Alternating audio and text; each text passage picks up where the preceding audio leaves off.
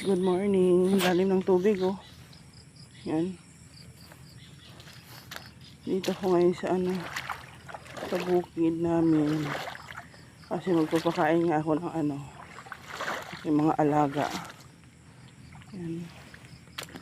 Lalim na ng tubig oh. Puno na ng tubig. Hindi ko na dadaanan yung pala yung pinapil na to kasi nga malambot na. Kasi sira. Dito na ako sa baba.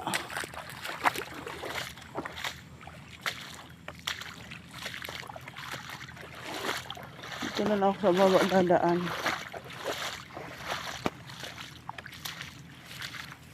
Sobrang dami na ng tubig guys.